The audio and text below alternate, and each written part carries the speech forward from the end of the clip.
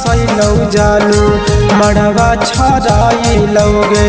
हरदी घसैलौ जानू मड़वा छराइलौगे तोड़ देली हमर आरामा नहवाया के सोना के कराला कारा हूँ फोनवाया गे सोना के कराला कारा ही फोनवा हरदी घसैलौ जानू मड़वा छराइलौ रे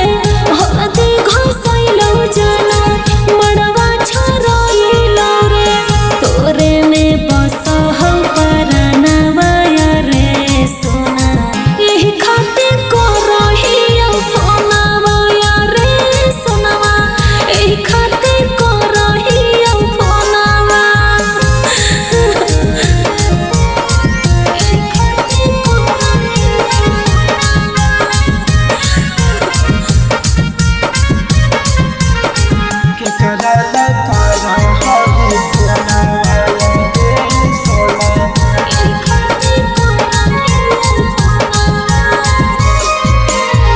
दिलवा के तोड़े घड़ी आइलौ नहीं माया गे दूसरा के साथिया बनैले गे जानू दूसरा के साथिया बनैले गे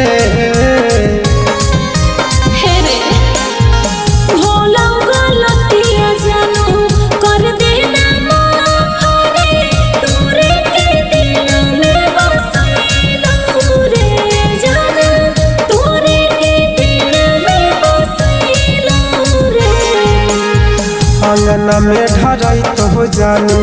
तोरी शंखा पानी आगे अंगना में ढराई तो हो जानू तोरी शंखा पानी आगे दुनिया बनल हौ दू समान हवाया गे सोना के कराला करा ही फोनवाया गे सोना तोरे ला करहियौ फोनवा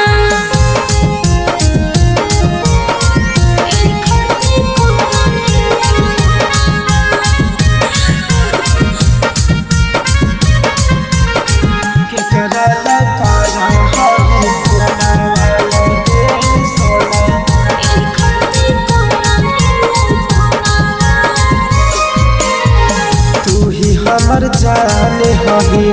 जिए के आधार गे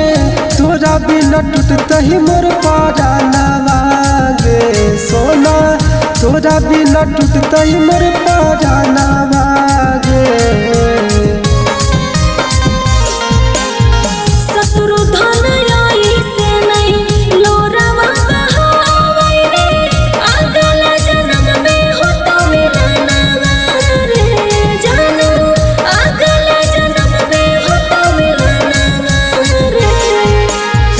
विधि विधान से